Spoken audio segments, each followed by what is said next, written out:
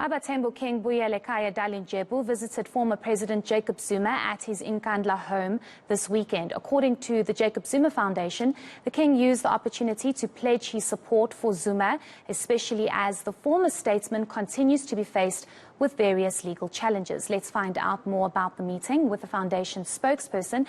Thank you so much for your time, Mr. Manyi. We do appreciate it. I think the first question that everybody wants to know is, how did the tea party go? Yeah, the meeting went very well. Indeed, His Excellency President Zuma is a very good host. He laid out a very nice lunch there. Lots of meat was there. So it was really a good engagement as it were. But the person that must get all the credit for this is actually the king, Azuli. The king himself is the one that actually initiated this. The king is a person of stature, is a person of empathy. It didn't sit well with him to see what amounted to abuse of the law, to persecute President Zuma. It didn't sit well with him to have a situation where, in democracy, we have a situation where we have a person like a President Zuma that has been detained without trial, no right for appeal, no right to mitigate sentence, and all of that. So he was here to say, President Zuma, you are not alone, my brother. We are with you. We can see the persecution. We are with you. So that's what was there to do, to give him the reassurance that he must not feel alone in this thing. And indeed, as you said in your intro, we pledge his support from here and going forward. And also importantly, he wanted to make it very clear and put it on record that, in fact, there has been no issue from his side against President Zuma. And President Zuma said the same. So both these leaders were very clear that this construct, that there was some tension between them, is an unfounded construct. From where they sit, both of them never had issues with each other. So indeed, the meeting was nice and cordial. And in fact, they spent some time talking about and reminiscing about their time in exile. I got to discover that His Excellency President Zuma was actually the commander. So he was the commander of King Dalindyebo during the exile days. So they were sitting and laughing and telling all kinds of stories in exile. So indeed, it was a meeting of two friends that love each other very deeply, that have got a long history, and it was a good discussion. Mr. Manyi, we'll go into the long history, and there are a few questions I would like to ask you with regards to former President Jacob Zuma as well as the king. But I want to quickly ask you, is the president okay? How is his health? Because we do know that he is unwell.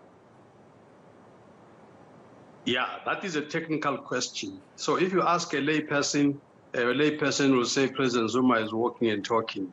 But it's a technical question that requires medical input, because President Zuma also puts up a brave face, as it were. But indeed, he's got a medical team 24/7 around him that ensure that he is able to perform whatever he needs to perform. Without the medical assistance around him, he would not cope. So indeed, he continues to be a patient. He continues to cope with the situation, but like a breadwinner, he continues to put up a brave face. Okay, Mr. Manyi, I want to ask you whether or not King Dalindyebo's visit was an official royal business visit, or was it more of a social visit?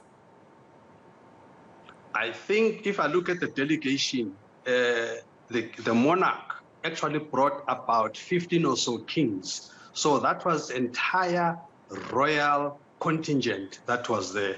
So when the monarch, King Dalindyebo, was giving the support, he was very clear that it's not only the support by him personally, it's the royal support, and it's the support of the Abathembu as a whole.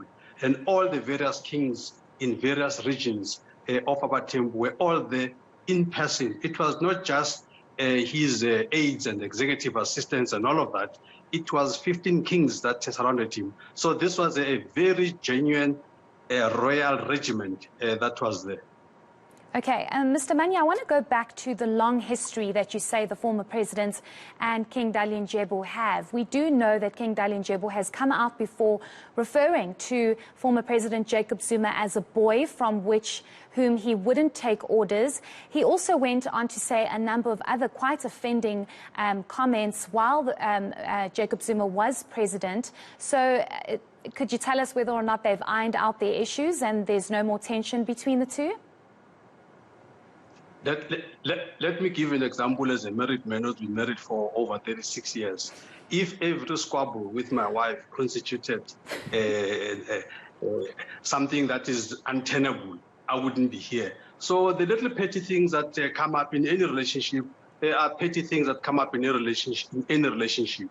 Now, it must be, maybe we must use today to say anybody that continues to harbor the differences between the two, it's your own business. The two gentlemen, both of them, have confirmed without coercion that they have no issues with each other.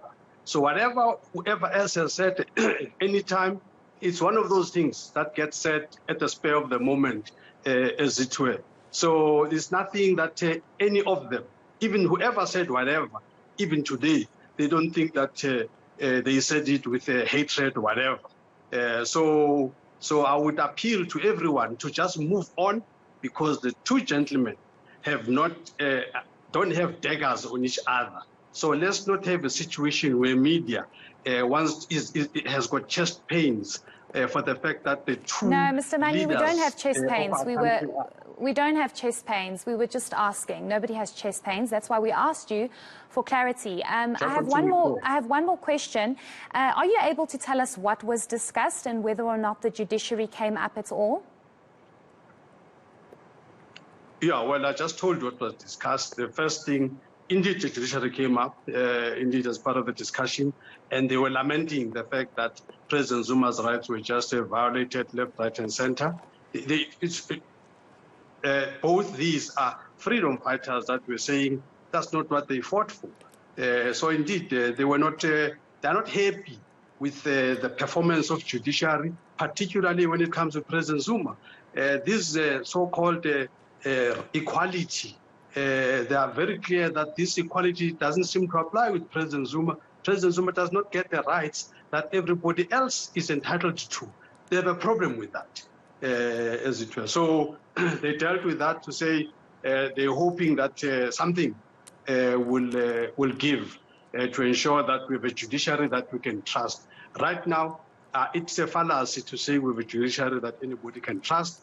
Our judiciary is very inconsistent, even on similar cases. They come up with all kinds of judgments that are not consistent, even if the set of circumstances is almost the same. You've got the highest courts in the land that decide that they're not going to use normal procedures. Then they invent their own things which are not founded in the Constitution. So when you've got all those kinds of discrepancies and all of that, that does not inspire confidence. Okay, great. Thank you so much for your time. We do appreciate it. That was Mr. Manyi, who's the Jacob Zuma Foundation spokesperson, speaking to us about the visit between the former president and Abathembu King Buyelekhaya Dalindyebo. Over to